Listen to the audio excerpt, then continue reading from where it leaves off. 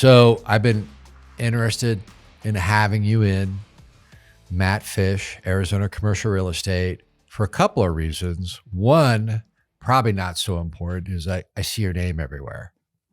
So you must know something that I don't know. And that's why I'm always interested to talk to people. So introduce yourself.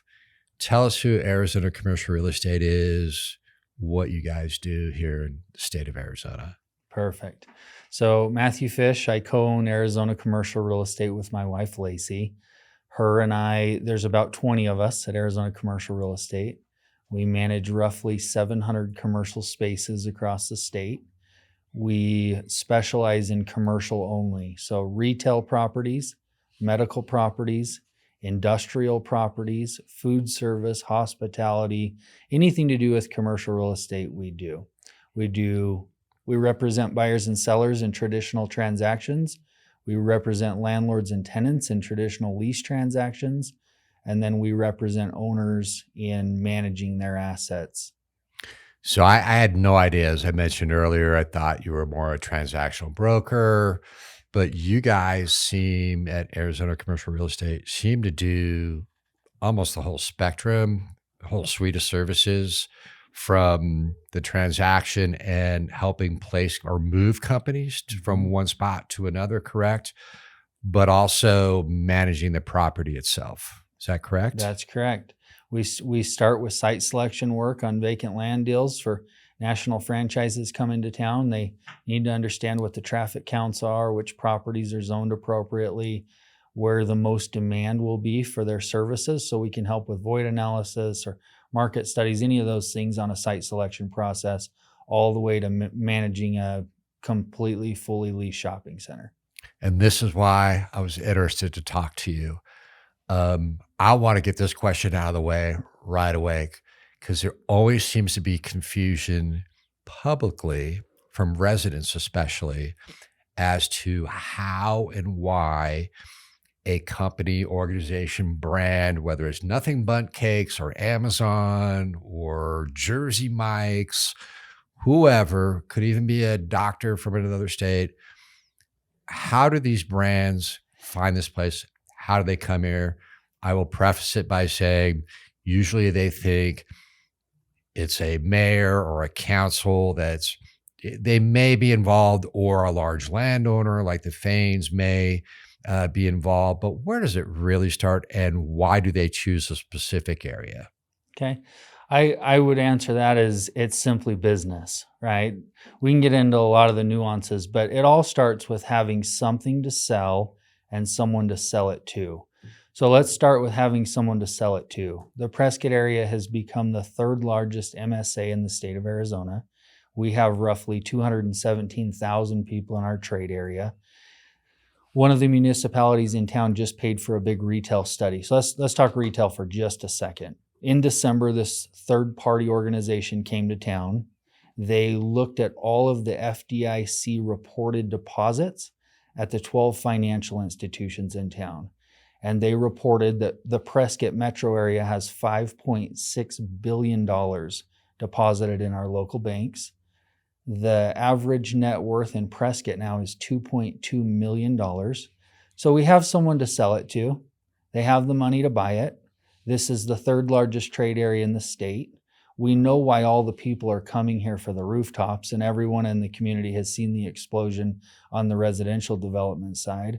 Well, with all of these new consumers in the marketplace, commercial's naturally going to follow. The customers are here, they have money to buy the goods or services, and they have time to do it. With our average age being 61 years old, there's a lot more retired people in our demographics, and they're looking for an experience. They're looking for a nice food service outing on the town with friends. They're looking for a place to spend the evening or showcase the town that they've intentionally moved to their family and their loved ones. So it's just business, and it's not somebody helps them find the site selection work, but AI, their algorithms, their national brokerage teams. Prescott is on the map now, and it's kind of a no-brainer how they end up here. It's the place to be in the state of Arizona right now outside of the Phoenix and Tucson market. So no doubt it's lifestyle and environment and weather, all those obvious things.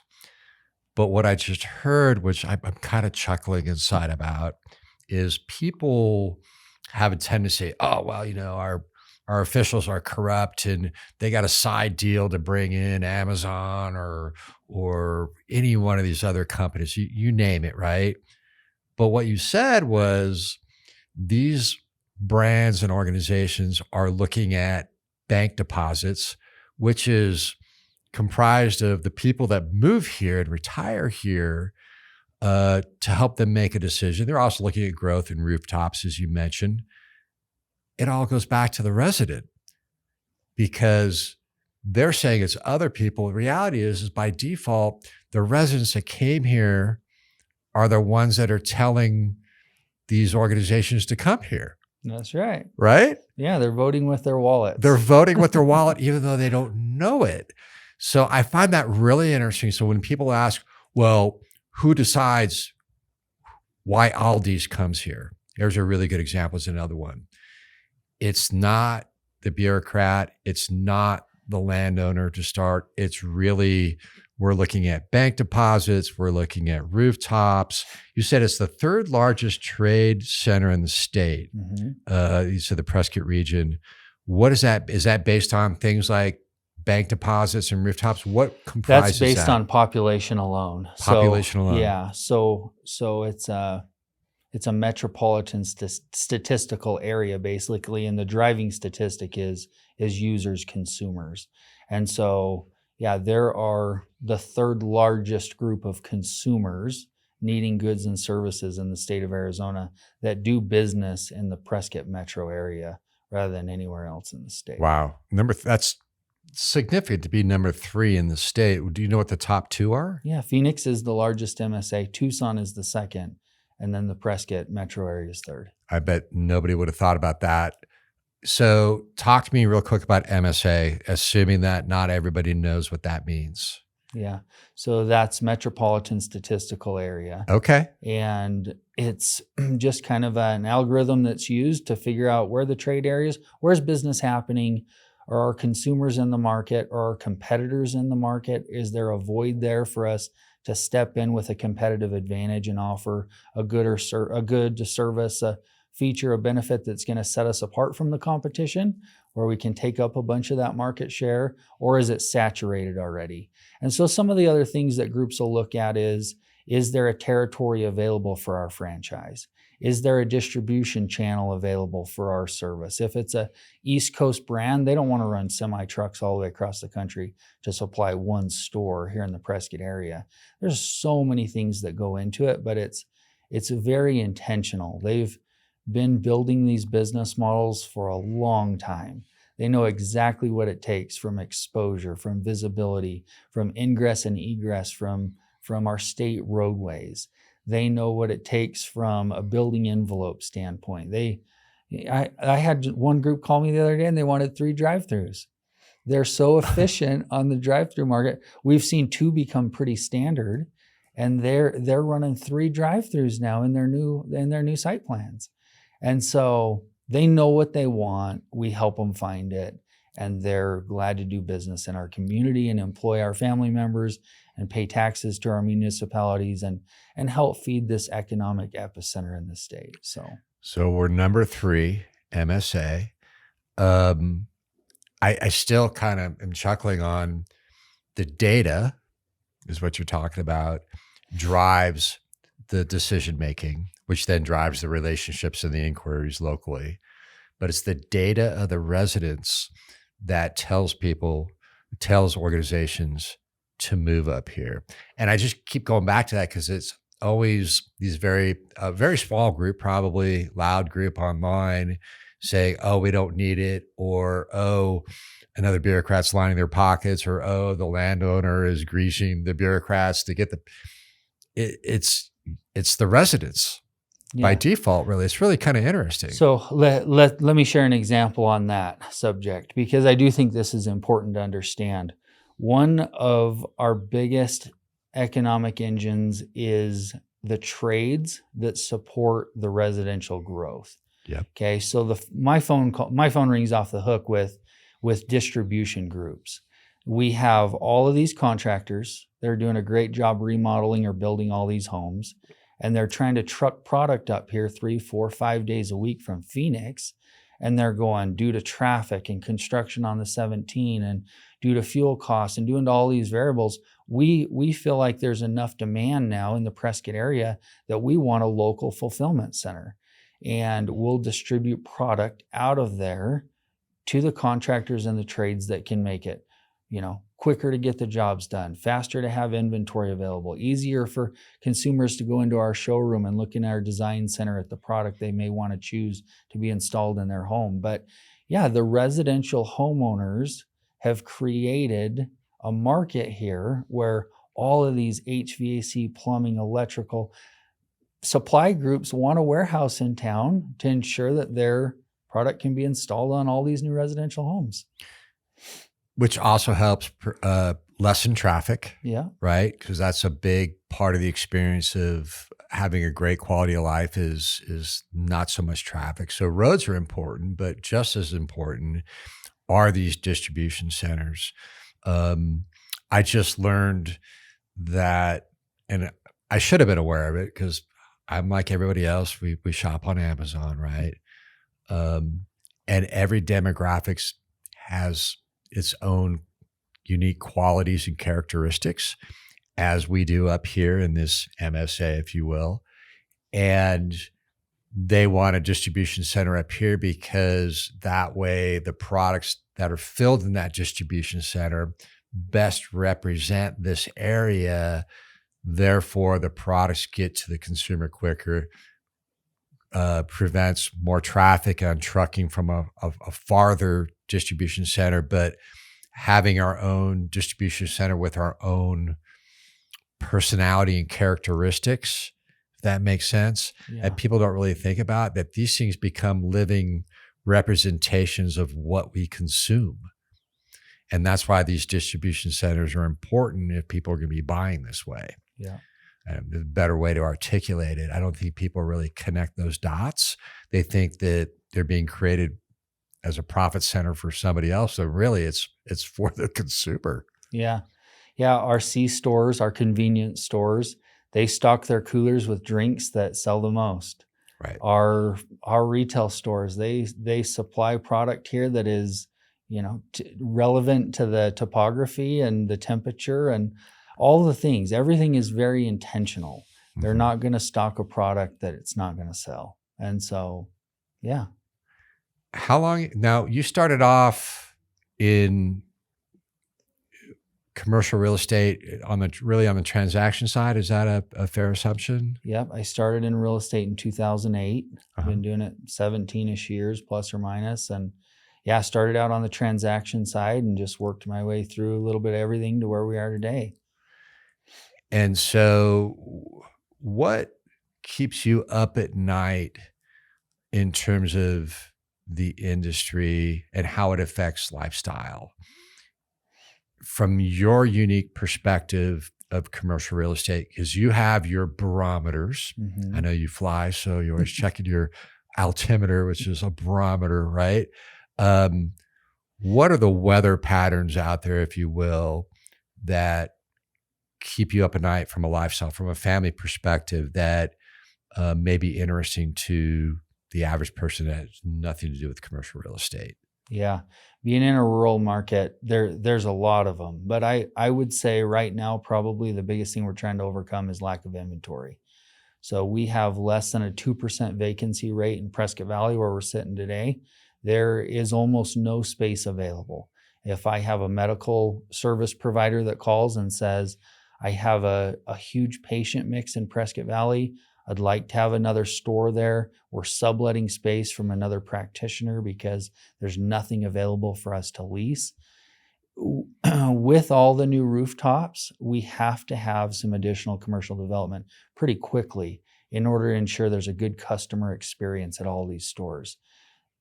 The local vendors can only service so many cars, people, groups a day. They can only make so many deliveries or do so many landscaping jobs. And so As all of the new consumers come to our area, the demand is increasing and they've got to have a place to operate out of. So commercial development is so important to ensure that these families are fed and taken care of medically and can have a safe place to enjoy their weekends, and that their kids feel like they can be included in the community. And that's what's keeping us up at night is the rate of new development on the commercial side is significantly behind, in my opinion.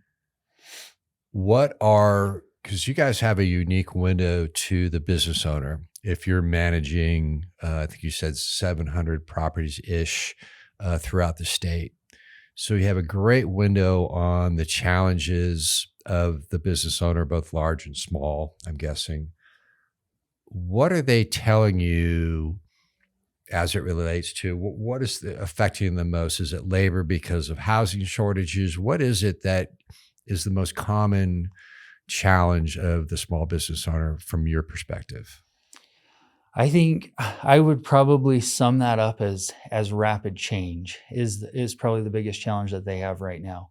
So interest rates are changing, the political landscape is changing, inflation is changing, the supply chain is changing. There's constantly new products that are competing with what they've been doing for a long time. Technology is changing. Every single thing in their world is changing. And so they have to be able to adapt quickly. With change comes opportunity, and business is the most competitive sport in the world.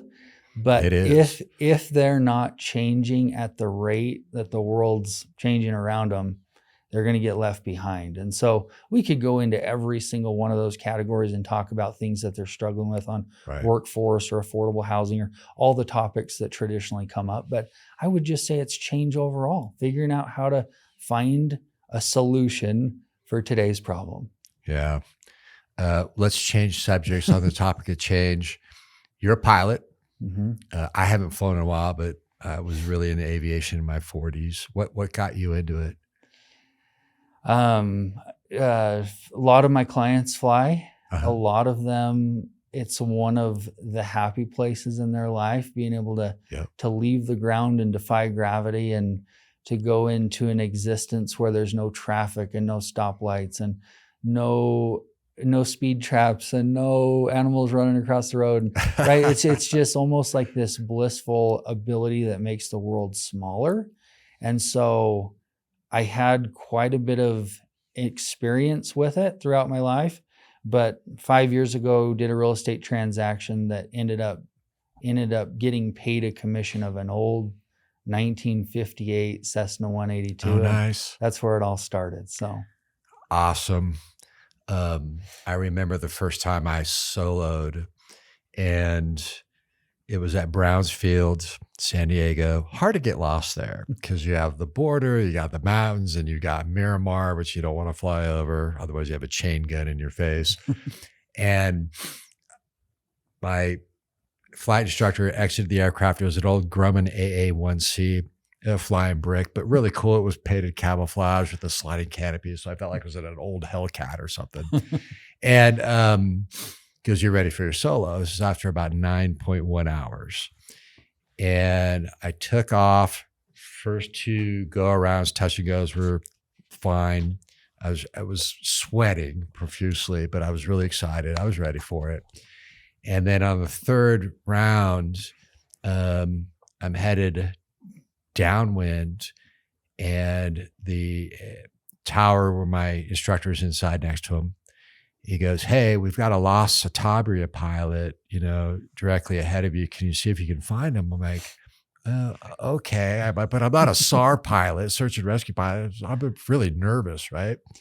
And I got, no traffic. I see, okay, you do your left, cross, whatever, come on back. And you can see the border to Mexico. So I didn't want to incur that. Turn around, and I'm power off, gliding line, set for 70 knots, perfect setup. And a citation rolls out onto my runway, and I am approved to land. The pilot misheard my approval to land for their approval to take off. So now I've got a citation with 6 people on it in front of me, and I'm coming out, and this is my first solo, right? And the tiger goes, "Hey, do you want to go around, or can you float on over to left?" And then I go, "I'll float on over to left." Gave it about 100, RPM, just kept me off a little bit and landed, and then took off for my final. And so that was and they were given a phone number. I heard it all. I'm like, oh, somebody's in a lot of trouble. And so got out of the aircraft. My instructor ripped off my shirt. I saved that shirt and he signed it. He did a little thing. It's all too easy to go around. I wrote about that and submitted it to AOPA flight training, got published. And I developed a relationship with that editor at the time, Jill Tallman. And I wrote a couple stories from her during my flight training. And that incident not only led to just loving flying, it led to what I do now, was telling stories, because it was invigorating. Because I get paid to tell a story about just what happens. And that was before podcasting. That was before WordPress publishing. All that stuff is 2002. But that led to digital marketing, storytelling, and all that. And still passionate about aviation. I haven't flown in a while, but that was my into aviation. I But love it. I got the shirt and I got the article from AOPA and the cover in a frame all together. It's called "Always Be Prepared. It's Never a Perfect Day." But I'll never forget that day down at Browns Field. That was a great place to learn to fly, because you had CRQ, Gillespie, Montgomery. Mhm. It's a busy place. And if you screw up your airspace there, you're In trouble. you're in a lot of trouble. So when I moved out here, it's all class golf, and it's just like there's basically no rules compared to that airspace. So that's what I miss the most about that. It's just having fun flying. You are a plethora of information, way more than I anticipated, which is a good thing. That's why we have these conversations. What I'm hoping is you'll come back and start speaking more frequently about what's going on in the market. It's just business. I love that. Again, people don't understand all that goes on behind the scenes. I hope you can bring back your knowledge and share with people and lay people and commercial real estate on a frequent basis what's going on, because you represent 700 different companies and their knowledge. You have 20 people on your team throughout the state, involved with what's going on. And we'd love to have you on a frequent basis. Yeah, I'd be honored to. Be glad to be here. Matt Fish, Arizona Commercial Real Estate. If somebody wants to get a hold of you, where can they go? Probably my cell phone's the easiest. 480. You sure you want to give that out? We've got that's fine actually. Okay. Yeah, 480-309-1089. Okay, well, you're in trouble now, I guess. I'm in trouble. Come back. We appreciate what you do, and we'll see you soon, Matt. Thank you. Appreciate you having me here.